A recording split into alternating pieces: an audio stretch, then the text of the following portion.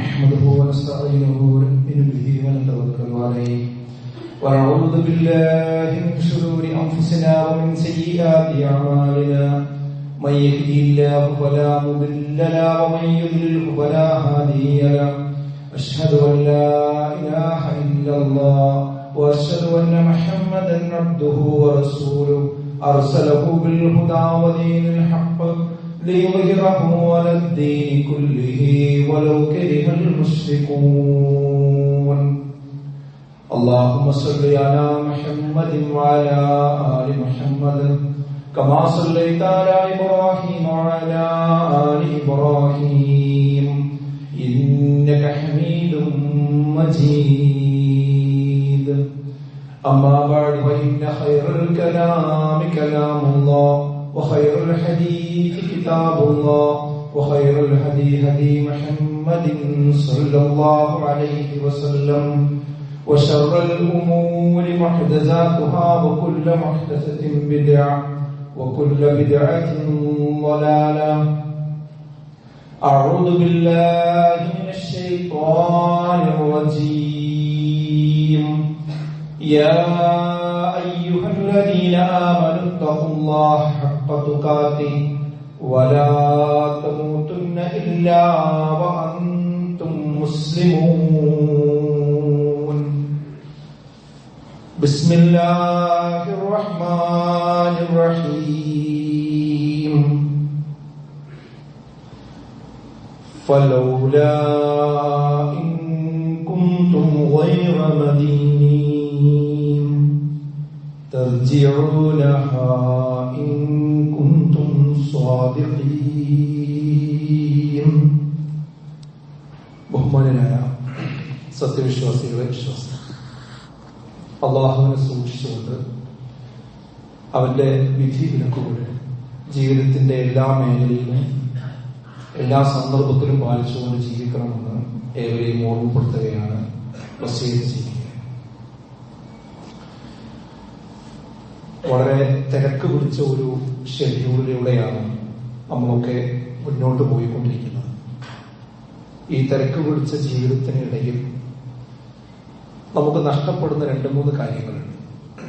അതിലൊന്ന്, നമ്മുടെ സ്വന്തത്തെക്കുറിച്ച് ചിന്തിച്ച് എനിക്ക് വല്ല തകരാറുമുണ്ടോ എന്ന് നോക്കി അതിൽ വല്ല തിരുത്തലുകളും വരുത്തണമെങ്കിൽ തിരുത്തുക എന്ന കാര്യത്തിൽ നമ്മൾ ഈ തിരക്കിനിടയിൽ പലപ്പോഴും മറന്നുപോകും.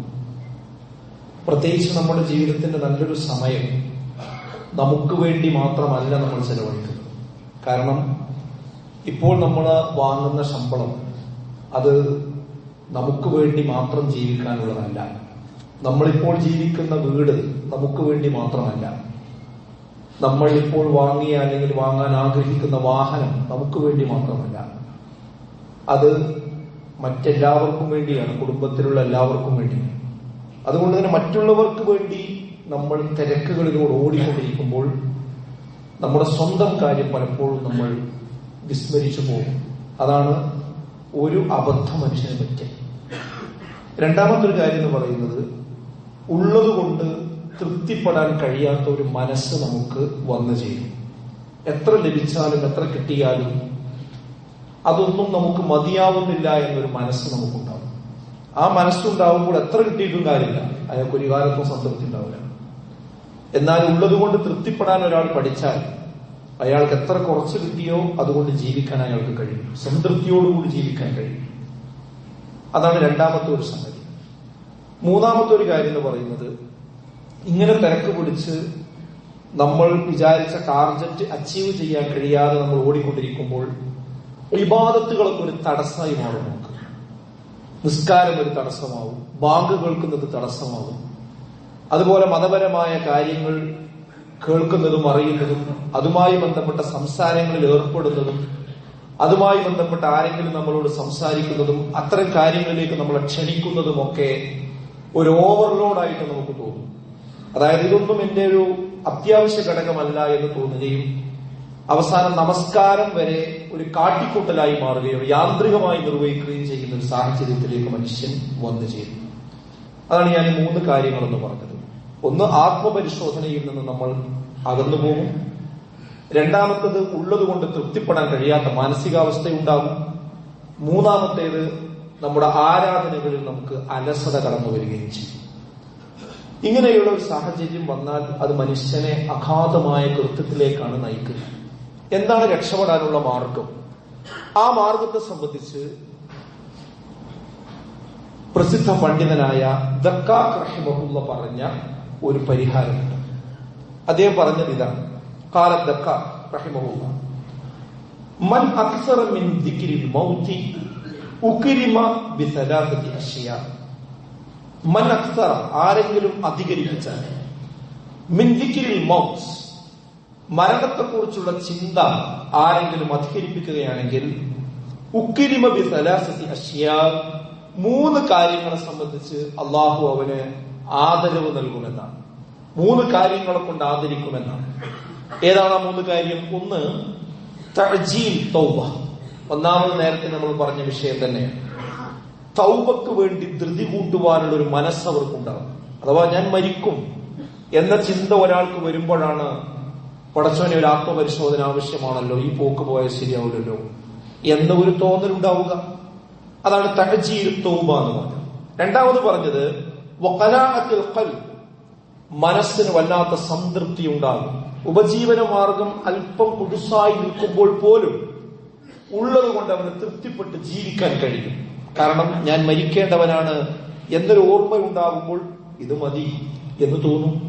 അല്ല, ഞാനിവിടെ എല്ലാവരും മരിച്ചാലും ഞാൻ ഇവിടെ ഉണ്ടാവും എന്നുള്ള വിചാരമാണെങ്കിൽ കിട്ടിയതൊന്നും തരില്ല. മൂന്നാമത്തെ കാര്യം നോക്കൂ നിങ്ങൾ, ഇബാദത്തുകൾക്ക് വല്ലാത്ത ആവേശമുണ്ടാകും. ബാങ്ക് കേൾക്കുമ്പോൾ അതാ കൊടുത്തു ബാങ്ക് നല്ല പറയാം. ബാങ്ക് കൊടുക്കുമ്പോൾ പള്ളിയിലേക്ക് പോകുന്ന ആ ഒരു കാലടികൾ വെക്കുന്ന അതിന്റെ പുണ്യത്തെക്കുറിച്ചാണ് ഓർമ്മ വരിക. അവിടെ പോയി ജമാഅത്ത് കാത്തിരിക്കുന്ന ആ സമയത്തുണ്ടാകുന്ന പുണ്യത്തെക്കുറിച്ചാണ് ഓർമ്മ വരിക. ബാങ്കിനും ഇഖാമത്തിനും ഇടയിൽ പ്രാർത്ഥിക്കുമ്പോൾ അതിന് ഉത്തരം കിട്ടുമെന്ന ആ ഒരു വലിയ ആഗ്രഹത്തോടു കൂടിയാണ് പള്ളിയിലേക്ക് പോവുക. അതാണ് മൂന്നാമത് പറഞ്ഞ ഇബാദത്തുകളിൽ വല്ലാത്ത ഉന്മേഷമുണ്ടാകും. എന്തേ കാര്യം?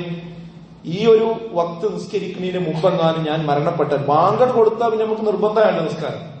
പിന്നെ നമ്മൾ നിസ്കരിക്കുന്നതിന് മുമ്പ് മരിച്ചാൽ അതൊരു കടമാണ് അവിടെ. അപ്പൊ എന്താണ്? വേഗം പള്ളിയിലേക്ക് എത്തും. അതാണ് മരണത്തിനെ കുറിച്ചുള്ള ഓർമ്മ ഇബാദത്തുകളിൽ വലിയ ഉന്മേഷമുണ്ടാകും. എന്നിട്ട് അദ്ദേഹം പറഞ്ഞു, വമൻ നസിയൽ മൗത്ത്, നേരെ ഇതിന്റെ ഓപ്പോസിറ്റ്. വമൻ നസിയൽ മൗത്ത്, എന്നാൽ മരണത്തെക്കുറിച്ചുള്ള ഓർമ്മ നിങ്ങളിൽ നകന്നു പോവുകയാണെങ്കിലോ, 3 കാര്യങ്ങളെ കൊണ്ട് നിങ്ങളെ ശിക്ഷിക്കുകയും ചെയ്യും. ഏതാണ് ആ 3 കാര്യങ്ങൾ? തസ്വീഫി തൗബ, ഒന്ന് നിങ്ങൾ തൗബ ഒഴിവാക്കും. നേരത്തെ പറഞ്ഞതിന് നേരെ എതിര്, നിങ്ങൾ തൗബ ഒഴിവാക്കും. കാരണം എന്താ? നേരത്തെ പറഞ്ഞ പോലെ എല്ലാരും മരിച്ചാലും ഞാനിവിടെ ഉണ്ടാവും എന്നാണ് പല ആൾക്കാരും വിചാരം, അല്ലെ? വാട്സപ്പിലാണ് ഇന്ന് മരണ വാർത്തകൾ വന്നുകൊണ്ടേയിരിക്കുന്നത്. ഓരോ വാർത്ത വരുമ്പോഴും അതിന് ചുവട്ടിൽ നമ്മൾ ഇന്നാലില്ലാഹി വ ഇന്നാ ഇലൈഹി റാജിഊൻ എന്ന് പറയും. അള്ളാഹു അദ്ദേഹത്തിന് മഗ്ഫിറത്ത് നൽകട്ടെ എന്ന് നമ്മൾ അവിടെ കമന്റ് അടിക്കും. നമ്മുടെ ഒരു വിചാരമാണെന്ന് എല്ലാവരും മരിക്കും, എല്ലാവർക്കും ഇന്നാലില്ലാഹി വ ഇന്നാ ഇലൈഹി റാജിഊൻ പറയാൻ നമ്മൾ ഉണ്ടാകും. പക്ഷേ ഇതുപോലെ വാട്സപ്പിൽ നമ്മുടെ മരണവാർത്ത എന്ന് വരും, എപ്പോൾ വരും എന്ന് പലപ്പോഴും ആരും ഓർക്കാറില്ല. അതിനധികം സമയം വേണ്ടതില്ല. അങ്ങനെയുള്ള ഒരു ചിന്തയുള്ള ഒരാളെ സംബന്ധിച്ചിടത്തോളം തെറ്റ് സംഭവിക്കാൻ അനുവദിക്കൂല. അതോടൊപ്പം തന്നെ അത് കഴുകിക്കളയാൻ ശ്രമിച്ചുകൊണ്ടിരിക്കും. അതാണ് തസ്വീഫി തൗബ. അയാള് എന്ത് ചെയ്യും? മരണചിന്ത ഇല്ലെങ്കിൽ ഈ തൗബ ഒഴിവാക്കുന്ന അവസ്ഥയുണ്ടാവും. പിന്നെ പറഞ്ഞതെന്താ? ഉള്ളത് കൊണ്ട് തൃപ്തിപ്പെടാൻ കഴിയാത്തൊരു മനസ്സ് അവനുണ്ടാകുമെന്നാണ്. ഒരാൾക്ക് 10,000 രൂപയാണ് ഒരു മാസം ശമ്പളം അല്ലെങ്കിൽ കൂലി. എന്നാൽ വേറെ ഒരാൾക്ക് 1,00,000 രൂപയാണ് ഒരു മാസം കിട്ടുന്നത്. 2 പേർക്കും 2 മക്കളാണുള്ളത്. പക്ഷെ ആ മാസം കഴിയുമ്പോൾ ആ 10,000 കിട്ടിയവന് 1000 രൂപ ഒരുപക്ഷെ എടുത്തു വെക്കാനുണ്ട്. 1,00,000 കിട്ടിയവന് 50,000 രൂപ കടം. എന്താ വിഷയം? ഉള്ളതുകൊണ്ട് തൃപ്തിപ്പെട്ട് ജീവിക്കുവാനുള്ള മാനസികാവസ്ഥയില്ല. ഒരാൾ പറഞ്ഞു, ഇസ്ലാമികമായ ഒരു കാര്യത്തിന് വേണ്ടി കാശ് ചോദിച്ചപ്പോൾ അയാൾ പറയണം, ഞാൻ കടത്തിലാണ്. എന്താ കടം? കടത്തെക്കുറിച്ച് കൂടുതൽ അന്വേഷിച്ച് നോക്കുമ്പോഴാണ് അദ്ദേഹം പറയുന്നത്, എന്ത്, ഞാനിപ്പോ ഇന്ന സ്ഥലത്ത് ഇത്ര ഏക്കർ സ്ഥലം എടുത്തിട്ടുണ്ട്, ആ സ്ഥലം ഇന്ന ദിവസം രജിസ്റ്റർ ചെയ്യണം. അത് രജിസ്റ്റർ ചെയ്യണമെങ്കിൽ 3 കോടി രൂപ ആ ദിവസമാകുമ്പോഴേക്കും ഉണ്ടാക്കാം. അതുകൊണ്ട് ഞാൻ കടത്തിലാണ്. ഈ കട എന്നാ തീരാ?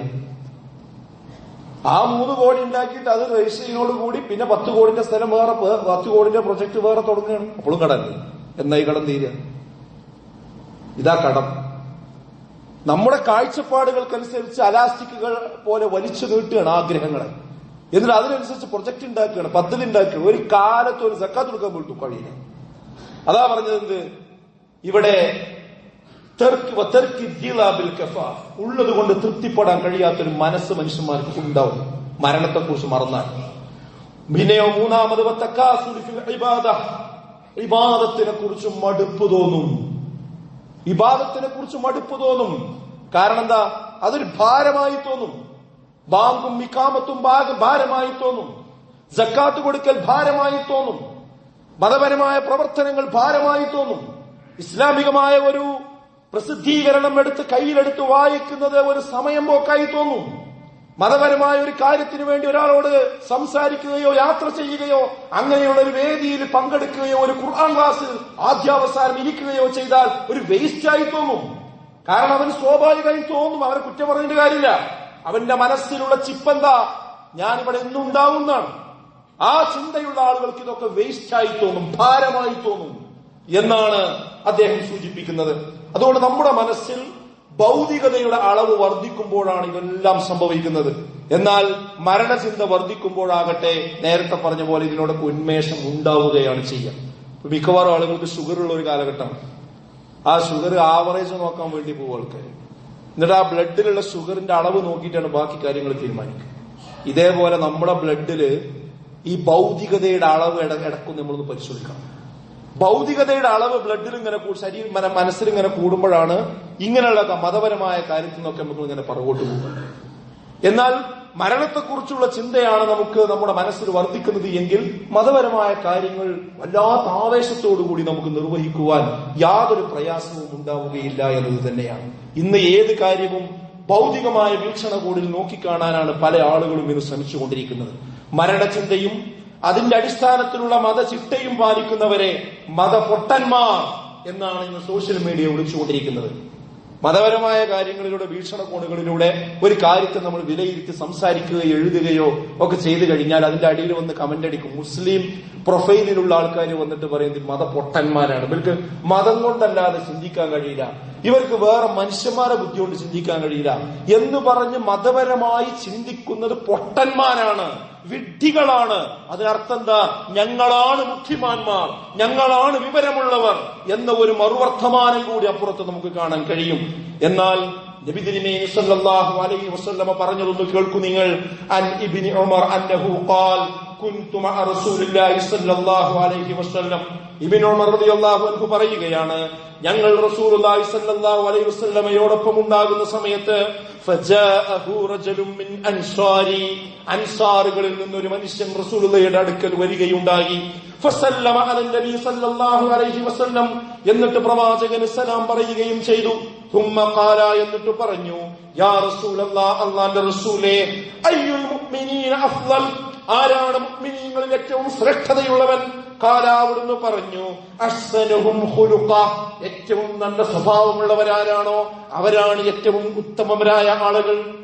വീണ്ടും ഈ അൻസാരി ചോദിക്കുകയാണ്, ഖാല ഫഅയ്യുൽ മുഅ്മിനീന അഖ്യസു, ആരാണ് പ്രവാചകരെ വിശ്വാസികളിൽ ബുദ്ധിമാന്മാർ, ബുദ്ധിയുള്ളവർ, വിവേകമുള്ളവർ ആരാണ് പ്രവാചകരെ? ഖാല, അവിടുന്ന് മറുപടി പറഞ്ഞു, അക്തറുഹും ലിൽ മൗതി ദിക്റൻ, നിങ്ങളുടെ കൂട്ടത്തിൽ ആരാണ് മരണത്തെക്കുറിച്ച് കൂടുതൽ ഓർക്കുകയും വഅഹ്സനുഹും ലിമാ ബഅദഹു ഇസ്തിഅദാദൻ, അതിനനുസരിച്ചുകൊണ്ട് തന്റെ ജീവിതത്തിന്റെ പ്രയോറിറ്റിയെ, തന്റെ ജീവിതത്തിന്റെ മുൻഗണനാക്രമങ്ങളെ, തന്റെ ജീവിതത്തിന്റെ വഴികളെ, തന്റെ ജീവിതത്തിന്റെ പാഥേയങ്ങളെ, തന്റെ ജീവിതത്തിന്റെ തുടക്കം മുതൽ അവസാനം വരെ, തൊട്ടിൽ മുതൽ കട്ടിൽ വരെ, രാവ് മുതൽ പകൽ വരെ ഉള്ള ഭാഗങ്ങളെ മതപരമായി ആര് ചിട്ടപ്പെടുത്തി മുന്നോട്ട് പോകുന്നുവോ ഉലൈക്കൽ അഖിയാസ്, അവരെയാകുന്നു ബുദ്ധിമാന്മാർ എന്ന് വിളിക്കുന്നത്. എന്തുകൊണ്ടാണ്? ചിന്തയുണ്ടാകുന്നവനാണ് ബുദ്ധിമാന്മാർ എന്ന് പറയാനുള്ള കാരണം 5 കാരണങ്ങൾ ഞാൻ പറഞ്ഞുതരാം. ഒന്ന്, മരണം ഉറപ്പാണ്. ജീവിതത്തിനാണ് യാതൊരു ഉറപ്പുമില്ലാത്തത്. ആൾക്കാരുടെ ധാരണ എന്താ? ജീവിതം ഉറപ്പാണ്, മരണമൊക്കെ മരിക്കുമ്പോഴല്ലേ. അങ്ങനെ ആൾക്കാരുടെ ധാരണ. അതായത് ഞാൻ ഇവിടെ എപ്പോഴും ഉണ്ടാവും എന്ന് വിചാരിച്ചിട്ടാണ് എല്ലാ കാഴ്ചപ്പാടും. അപ്പൊ സ്വാഭാവികമായിട്ടും എന്ത് സംഭവിക്കും? മരിക്കുന്നതിനെ കുറിച്ച് ചിന്തിക്കുകയും മരണത്തിന് വേണ്ടി ഒരുങ്ങുകയും ചെയ്യുന്നത് പൊട്ടത്തരമായി തോന്നും, വിഡ്ഢിത്തമായി തോന്നും. എന്നാൽ നിങ്ങൾ കറക്റ്റ് മനസ്സിൽ വെച്ച് ചിന്തിക്കൂ. ഞാൻ നിരീശ്വരവാദികളോടും മതനിരാസത്തിന്റെ ആളുകളോടും തന്നെയാണ് പറയുന്നത്. ഏതാണ് ഉറപ്പുള്ളത്? മരണമാണോ ഉറപ്പുള്ളത്? ജീവിതമാണോ ഉറപ്പുള്ളത്? മരണമാണ് ഉറപ്പുള്ളത്. നമ്മുടെ പത്രം, ഇന്നത്തെ മനോരമയും മാതൃഭൂമി എടുത്തു നോക്കിയാൽ മതി, മറ്റു പത്രങ്ങൾ എടുത്തു നോക്കിയാൽ മതി. അതിലുള്ള കോളങ്ങളിലൂടെ ഇങ്ങനെ വായിച്ചു നോക്കിയാണ്. ഹൃദയാഘാതം വന്ന് പോയ സമയം, പഠനമൊക്കെ കഴിഞ്ഞു, MBBS കഴിഞ്ഞു, ഹൗസ് സർജൻസി കഴിഞ്ഞു, ഡോക്ടറായി, വീട്ടിലും എല്ലാവരും വലിയ രീതിയിൽ ആഘോഷങ്ങൾ നടത്തി. പക്ഷേ തൊട്ടടുത്ത ദിവസം ഒരു ഹോസ്പിറ്റലിൽ ജോയിൻ ചെയ്യാൻ പോകുന്ന സമയത്താണ് ആക്സിഡന്റായി മരണത്തിന് വിധേയമായി കടന്നു പോകുന്നത്. എത്ര സംഭവങ്ങൾ ഉണ്ടായി കേരളത്തിൽ. അത്യാസന്ന ഘട്ടത്തിൽ മരണത്തോട് മല്ലടിക്കുന്ന രോഗിയെ ഓപ്പറേഷൻ ടേബിളിൽ ഓപ്പറേഷൻ ചെയ്തുകൊണ്ടിരിക്കുന്ന ഡോക്ടർ, അതാ ഒരു കുഴപ്പമില്ലാത്ത ഡോക്ടർ കുഴഞ്ഞു വീണ് മരിക്കുന്നു. വേറൊരാളാണ് ഓപ്പറേഷൻ പൂർത്തിയാക്കണു, ആ രോഗി പിന്നെയും ജീവിക്കണം. ആലോചിക്ക് എത്ര സംഭവങ്ങൾ കേരളത്തിലുണ്ടായി. സുഹൃത്തുക്കളെ, ഇത് മനുഷ്യൻ അത്രേ ഉള്ളൂ.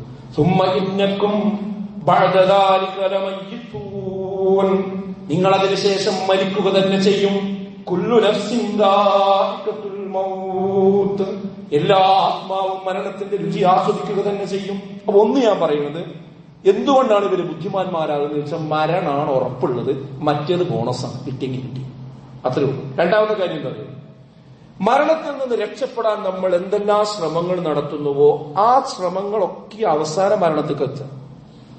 ഭയങ്കര കാശുള്ള ഒരാള് അമേരിക്കയിൽ പോയി ഇങ്ങോട്ട് ചികിത്സിക്കാൻ കഴിയും വിചാരിക്കുക. പോയി അമേരിക്കയിൽ പോയി ചികിത്സിച്ചു, ആ ചികിത്സയൊക്കെ കഴിഞ്ഞ് എല്ലാവരും നല്ല ഉഷാറാണെന്ന് പറഞ്ഞ് തിരിച്ചു വരുമ്പോഴായിരിക്കും ചിലപ്പോൾ ഒരു കാരണമില്ലാതെ മരിക്കുക. എത്ര സംഭവങ്ങൾ അങ്ങനെ ഉണ്ട്.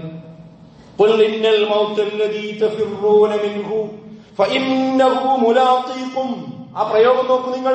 പറയുക, ഇന്നൽ മൗത, മരണം നിശ്ചയമായിട്ടും, അല്ലദീ തഫിറൂന മിൻഹു, നിങ്ങൾ ഏതൊരു മരണത്തിൽ നിന്നാണോ ഓടിക്കൊണ്ടിരിക്കുന്നത്, അകന്നുകൊണ്ടിരിക്കുന്നത്, ഫഇന്നഹു മുലാഖീകും, അതാണ് നിങ്ങളെ കണ്ടുമുട്ടുക.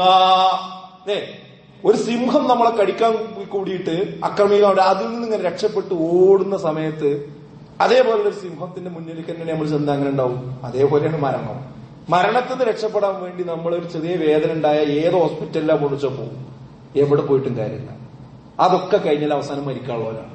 മരണത്തിൽ നിന്ന് ഒരാൾക്കും രക്ഷയില്ല. പിന്നെ മൂന്നാമത്തെ കാര്യം എന്താ അറിയോ? മരണത്തിന്റെ പ്രത്യേകത എന്ന് പറയുന്നത് നേരത്തെ വരൂല. നേരത്തെ വരൂല എന്ന് മാത്രമല്ല, വൈകി വരൂല, സമയത്ത് വരും. സമയത്ത് വരുന്ന ഒരു അതിഥി ഉണ്ടെങ്കിൽ അത് മരണം മാത്രമാണ്. ഫൈദാ ജാഅ അജലുഹും, ഒരാളുടെ അവധി എത്തിക്കഴിഞ്ഞാൽ ലാ യസ്തഖിറൂന സഅതൻ വലാ യസ്തഖ്ദിമൂൻ, ഒരിക്കലും മുന്തിക്കുകയോ പിന്തിക്കുകയോ ചെയ്യില്ല. ആ സന്ദർഭത്തിൽ അത് സംഭവിച്ചിരിക്കും. ഇനി എവിടെയെങ്കിലും പോയി ഒളിച്ചിട്ട് കാര്യമുണ്ടോ? ഐനമാ തകൂനു യുദിരിക്കുമുൽ മൗത്ത് വലൗ കുൻതും ഫീ ബുറൂജിൻ മുശയ്യദ, എത്ര വലിയ കോട്ടകൊത്തളങ്ങളിൽ നിങ്ങൾ പോയി ഒളിച്ചാലും ആ മരണം നിങ്ങളെ കൈപ്പെടുത്തുക തന്നെ ചെയ്യും. അതിന് രക്ഷപ്പെടാൻ നിങ്ങൾക്ക് കഴിയില്ല. നമ്മൾ അമേരിക്കയിൽ വെച്ച് മരിക്കാനാണ് അള്ളാഹ് വിധിച്ചിട്ടുള്ളതെങ്കിൽ അമേരിക്കയിലേക്ക് പടച്ചോ നമ്മളെ കൊണ്ടുപോകും. അതിനൊരു കാരണം ഉണ്ടാക്കും, അതിനൊരു സന്ദർഭം ഉണ്ടാക്കും. നോക്കൂ, നിങ്ങൾ റസൂലുള്ളാഹി പറഞ്ഞത്, ഇദാ ഖലല്ലാഹ്, അള്ളാഹു വിധിച്ചാൽ ഒരടിമക്ക് ഒരു പ്രത്യേക സ്ഥലത്ത് വെച്ച ഒരു അടിമ മരിക്കണമെന്നുള്ള തീരുമാനിച്ചിട്ടുണ്ടെങ്കിൽ അങ്ങോട്ട് പോകാൻ ഒരാവശ്യം അല്ലാഹു ഉണ്ടാക്കി കൊടുക്കും. എവിടെയാണോ അവിടേക്കാണ് പോകും. അപ്പൊ നമ്മൾ എവിടെ മരിക്കാം നമുക്കറിയില്ല, പഠിച്ചോന്നറിയാം. അത് തീരുമാനം. നമ്മൾ ഈ രാവിലെ അലാറം വെക്കുമല്ലോ, അലാറം വെച്ച് 5 മണിക്കോ അല്ലെങ്കിൽ 4 മണിക്കോ അലാറം വെച്ചിട്ടുണ്ടെങ്കിൽ അതാ 4 മണിക്ക് സൂചി അവിടേക്ക് നിൽക്കുന്നതോടുകൂടി അലാറം അടിക്കും. അതേപോലെ അലാറം നമുക്ക് വെച്ച് കഴിഞ്ഞിട്ടുണ്ട്. അത് 4-ാം മാസത്തിൽ വെച്ച് കഴിഞ്ഞിട്ടുണ്ട്. അത് ഇപ്പൊ ഞാൻ ഈ മിമ്പർമെന്ന് ഇറങ്ങുമ്പോഴാണോ എനിക്കറിയില്ല, നമ്മൾ പള്ളിക്കൊന്ന് തിരിച്ചു പോകുമ്പോഴാണോ നമുക്ക് പറയാൻ കഴിയില്ല. ഇപ്പൊ ഇന്നലെ നോക്കി നിങ്ങൾ, നമ്മളൊരു വളരെ സജീവനായ ഒരു ഒരു പ്രവർത്തകൻ, അദ്ദേഹം ഇപ്പൊ അടുത്ത ദിവസം വരെ നാട്ടിലുണ്ടായി, നല്ല ആരോഗ്യവനായ അദ്ദേഹം സൗദി അറേബ്യയിൽ ഹായിലാണുള്ളത്. പോയി. ഇന്നലെ അറ്റാക്ക് ഉണ്ടായി മരണപ്പെട്ടു. അള്ളാഹു അദ്ദേഹത്തിന് മഹഫറത്ത് നൽകി അനുഗ്രഹിക്കുമാണ്. പക്ഷെ സന്തോഷമാണ്. എന്താ സന്തോഷം? നാട്ടിൽ വന്നാലും അവിടെയാണെങ്കിലും അദ്ദേഹത്തിന് ദീനീ കാര്യങ്ങൾ കഴിഞ്ഞിട്ട് ബാക്കി വിഷയവും. അത് അദ്ദേഹത്തിന്റെ പ്രത്യേകത. അപ്പൊ സന്തോഷമാണ്. നേരെ തിരിച്ചാണെങ്കിൽ അതിന്റെ സങ്കടം നിങ്ങൾ ആലോചിച്ചു. എല്ലാം കഴിഞ്ഞിട്ടാണ് അവസാനം നിസ്കാരത്തുമ്പോ എത്തത്, ദീന്റെ കാര്യത്തിൽ എത്തത്. മരിച്ചു പോയ കഴിഞ്ഞില്ല. നമ്മളെ കൂടെ ജയ് വിളിച്ചവനും അങ്ങാടിയിൽ ചായ വാങ്ങി തന്നവനും കറങ്ങാൻ കമ്പനി കൂടിയവനൊന്നും കബർക്കണ് വരില്ല. നമ്മളടുത്തുള്ള അമല ഉണ്ടാവും. അതുകൊണ്ട് സുഹൃത്തുക്കളെ, നന്നായി നമ്മൾ എന്ത് ചെയ്യണം? നമ്മളെ കുറിച്ച് ചിന്തിച്ചേ പറ്റുള്ളൂ. ഒരു കാരണവശാലും നമ്മളെ മറന്നുകൊണ്ട് നമ്മൾ ജീവിക്കാൻ പാടില്ല എന്നാണ് ഞാൻ പറഞ്ഞതിന്റെ ചുരുക്കം. മതനിഷേധികൾക്ക് വായടപ്പൻ മറുപടിയാണ് അള്ളാഹു മരണത്തെക്കുറിച്ച് പറഞ്ഞുകൊണ്ട് കൊടുക്കുന്നത്. എന്താ? ഫലൗല ഇദാ ബലഗത്തിൽ ഹുൽഖൂം, തൊണ്ടക്കുഴിയിൽ ആ മരണം വന്നെത്തി അതിനെ നിങ്ങൾക്ക് തടയാൻ പറ്റുമോ? ഫലൗല ഇൻ കുൻതും ഗൈറ മദീനീൻ, പ്രതിഫല നടപടിക്ക് വിധേയരാകാത്തവരാണോ അവർ? തർജിഊനഹാ ഇൻ കുൻതും സ്വാദിഖീൻ, അപ്പോൾ നിങ്ങൾ ദൈവിക നിയമത്തിന് വിധേയരല്ലാത്തവരാണെങ്കിൽ നിങ്ങൾക്ക് എന്തുകൊണ്ട് ജീവൻ മടക്കിയെടുക്കാൻ കഴിയുന്നില്ല? നിങ്ങൾ സത്യവാന്മാരാണെങ്കിൽ. പരലോകമില്ല, പടച്ചോനുമില്ല, മതം വിശ്വസിക്കണവരും അതനുസരിച്ച് നടക്കുന്നവരൊക്കെ പൊട്ടന്മാരാണ് എന്നൊക്കെ പറഞ്ഞ് നടക്കുന്ന ആൾക്കാരോട് ചങ്കിൽ തറക്കുന്ന ചോദ്യമാണ് അള്ളാഹ് ചോദിക്കുന്നത്. അങ്ങനെയാണെങ്കിൽ എടോ ഇജൊന്നും ജീവിക്കുക, ഈ മരിക്കാതെ ജീവിക്കുക. ആർക്കാ മറുപടി പറയാൻ കഴിഞ്ഞത്? ഹാമാന് കഴിഞ്ഞോ? കാറൂന് കഴിഞ്ഞോ? ഫിർഔനിന് കഴിഞ്ഞോ? ഹിറ്റ്ലർക്ക് കഴിഞ്ഞോ? മൊസോളിനിക്ക് കഴിഞ്ഞോ? ലോകത്തെ വിറപ്പിച്ച രാജകിങ്കരന്മാർക്ക് കഴിഞ്ഞോ? കഴിഞ്ഞില്ലെന്ന് മാത്രമല്ല, അസ്വസ്ഥരായ അവനവന്റെ റിവോൾവർ നേരെ നെറ്റിയിലേക്ക് പിടിച്ച് വെടിവെച്ച് ആത്മഹത്യ ചെയ്ത ചരിത്രമാണ് നമ്മുടെ മുമ്പിലുള്ളത്. ഓർത്തു വെക്കണം. നമ്മൾ ഒരാൾക്കും കഴിയില്ല സുഹൃത്തുക്കൾ, മരിച്ചേ പറ്റൂ. അതുകൊണ്ട് മരണം ഒരു സത്യമാണ്. അതിനുശേഷമുള്ള ജീവിതമാണ് യാഥാർത്ഥ്യം. വല്ലാഹറത്തു ഖൈറും വഅബ്ഖ, അതാണ് ഇന്ന് ബാക്കിയാവും. ഇവിടുത്തെ പെട്ടെന്ന് തീരും. ആദ്യത്തെ ഒരു മാസമൊക്കെ ആൾക്കാർ അങ്ങോട്ടും കൂടി ചർച്ച ചെയ്യും. പെരക്കാരൊരു ഒരു കൊല്ലം കൂടി ചർച്ച ചെയ്യും. പിന്നെ അങ്ങനെ ആളുണ്ടായി എന്നതിന് ഓർമ്മ ഉണ്ടാവില്ല. വോട്ട് ചേർക്കാൻ ആള് വരുമ്പോൾ മരിച്ചുപോയി എന്ന് പറയും. അത്രേ നമുക്കൊക്കെ വിലയുള്ളൂ. നമ്മളിരിക്കുന്ന സ്ഥലത്ത് നമ്മളെ ഭാര്യനെ വേറെ ആൾ കല്യാണം കഴിക്കും. നമ്മളൊരു സ്കൂളിലാണെങ്കിൽ അവിടെ വേറെ ഹെഡ്മാസ്റ്റർ വരും. നമ്മളൊരു ഓഫീസിലാണെങ്കിൽ അവിടെ വേറെ ആൾ, അതിന്റെ തൊട്ടടുത്ത ആളുകൾ വരും. ആ കാര്യങ്ങളൊക്കെ നടക്കും. നമുക്കൊന്നും നമ്മളുണ്ടാകുമ്പോൾ അതൊക്കെ നടക്കണം. നമ്മളെ പരലോകം മറക്കരുത്. അല്ലാഹു നമുക്ക് എല്ലാവർക്കും തൗഫീഖ് നൽകി അനുഗ്രഹിക്കുമാറാകട്ടെ.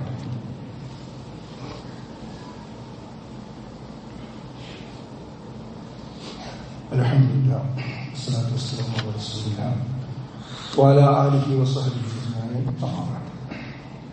ബഹുമാനനായ സത്യവിശ്വാസികളെ, വിശ്വാസികളെ, അള്ളാഹുവിനെ സൂക്ഷിച്ച് ജീവിക്കണമെന്ന് ഒരിക്കൽ കൂടി ഓർമ്മപ്പെടുത്തുകയാണ്, വസിയത്ത് ചെയ്യുകയാണ്.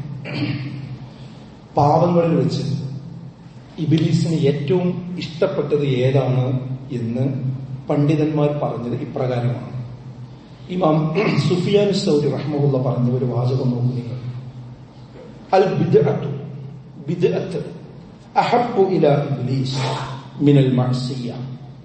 മറ്റു പാപങ്ങളെക്കാളും ഇബ്ലീസിന് ഏറ്റവും ഇഷ്ടമുള്ള പാപം എന്ന് പറയുന്നത് ബിദ്അത്തുകളാണ്. കാരണം അൽ മഅസിയ്യത്തു യുതാബു മിൻഹ, ഏത് പാപങ്ങളാണെങ്കിലും അതിൽ നിന്ന് മനുഷ്യന്മാർ തൗബ ചെയ്യാൻ സാധ്യത ഏറെയാണ്. ഇപ്പൊ ഒരാൾ മദ്യപിക്കുന്ന വിചാരിക്കുക, മദ്യപിക്കുന്ന ആളാണെങ്കിൽ അയാൾക്ക് അറിയാം മദ്യപാനം തെറ്റാണ്. തെറ്റാന്ന് അറിഞ്ഞുകൊണ്ട് തന്നെയാണ് അയാൾ ചെയ്യുന്നത്. അതിനടിക്കായി പോയി അങ്ങനെ നിവൃത്തില്ലാതെ പോവുകയാണ്. അപ്പൊ ഇടക്കിടക്ക് ഇങ്ങനെ മാറണമെന്നൊരു തോന്നൽ അയാൾക്കുണ്ടാവും. ഒരാൾ വ്യഭിചരിക്കുകയാണ്, അയാൾ പരസ്യമായിട്ടല്ലോ ചെയ്യുക, രഹസ്യമായിട്ട് ചെയ്യുക. കാരണം അത് തെറ്റാന്നറിയാം. അപ്പൊ ആ ബന്ധം എനിക്ക് അവസാനിപ്പിക്കണം, ആ സ്ത്രീയുമായുള്ള ബന്ധം അവസാനിപ്പിക്കണം, ആ പുരുഷനുമായിട്ടുള്ള ബന്ധം അവസാനിപ്പിക്കണം, ആ ചാറ്റിംഗ് എനിക്ക് അവസാനിപ്പിക്കണം എന്ന് ഇടക്ക് കുത്തുബ കേൾക്കുമ്പോൾ ഒരു മനസ്സിൽ തോന്നലില്ല, ഉണ്ടാകുന്നില്ല. പിന്നെ ശൈത്താനൊക്കെ കൊണ്ടുപോകുന്നില്ല, പക്ഷെ ഒരു മനസ്സുണ്ടാവും തിരിച്ചു പോരണം എന്നുള്ളത്. ഏത് കാര്യം അങ്ങനെ തന്നെ. എന്നാൽ വൽ ബിദ്അത്തു ലാ യുതാബു മിൻഹാ, ബിദ്അത്താകട്ടെ ഒരു കാരണവശാലും തൗബ ചെയ്യൂല ബിദ്അത്തിൽ നിന്ന്. അതിന് കാരണം എന്താ അറിയോ? ഈ ചെയ്യണത് ശരിയാണ് എന്നാണ് എന്റെ കാരണം. ബിദ്അത്ത് ചെയ്യണോന്റെ കാരണം എന്താ? അത് തെറ്റാണെന്നല്ല, അത് ശരിയാണ്, അത് പുണ്യം കിട്ടുന്ന കാര്യമാണ് എന്ന് വിചാരിച്ചിട്ടാണ് അത് ചെയ്യുന്നത്. അപ്പൊ ഒരു കാലത്തും അത് തെറ്റ് തിരുത്തൂല, ഒരു കാലത്തും തൗബ ചെയ്യൂല. അതുകൊണ്ടാണ് ഇബ്ലീസിന് ഏറ്റവും ഇഷ്ടം ഏതാണ്? ഈ ബിദ്അത്താണെന്ന് പറയാനുള്ള കാരണം. മറ്റുള്ളതൊക്കെ മനുഷ്യന്മാർ മടങ്ങും, ഏതെങ്കിലും സന്ദർഭത്തിൽ എന്ത് ചെയ്യും? പടച്ച ഒരു ഉൾവിളി കൊടുത്താൽ മതി. ഇത് മടങ്ങൂല എന്നല്ല, പക്ഷെ മടങ്ങാൻ സാധ്യത വളരെ കുറവാണ്. കാരണം എന്താ? ചെയ്യുന്നത് ശരിയാന്നുള്ള ധാരണ. ശരിയാന്ന് മാത്രമല്ല, അത് ഭയങ്കര കൂലിട്ടുന്ന കാര്യമാണ് ആ പണ്ഡിതന്മാരെ പഠിപ്പിച്ചു കൊടുത്ത്. അതിന് ഉദാഹരണമാണ് എന്താ പറയുക, നബിദിനാഘോഷം എന്ന് പറയും. നബിദിനാഘോഷത്തെ കുറിച്ച് ആൾക്കാർ ആ മാസം കണ്ട് വന്ന പണ്ടൊക്കെ ഒരു ദിവസം പിന്നെ ഒരാഴ്ചയായി, ഇപ്പൊ ഒരു മാസം. അത് വന്നു കഴിഞ്ഞാൽ ആൾക്കാർ അന്ന് എത്ര കാശാ ചെലവഴിക്കണം. റോഡൊക്കെ നോക്കിക്കഴിഞ്ഞാൽ നേർച്ചയും പരിപാടിയും, ആൾക്കാർ ഇങ്ങനെ പാത്രമോ കുടിക്കൊക്കെ കൈ പിടിച്ച് ബക്കറ്റൊക്കെ പിടിച്ച് വരിക്കണമെന്ന് കണ്ടിട്ടുണ്ട്. അതിന്റെ ആ ഭക്ഷണം കിട്ടാൻ വേണ്ടി അത് നന്മയാണ്, ഭയങ്കര ഹൈറാണെന്നാ വിചാരിക്കുന്നത്.